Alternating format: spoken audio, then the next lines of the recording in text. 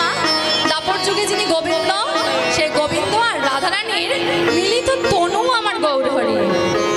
রাধারানীর অংশ আর গোবিন্দের অংশ মিলিত হয়ে আমার গৌরহরি।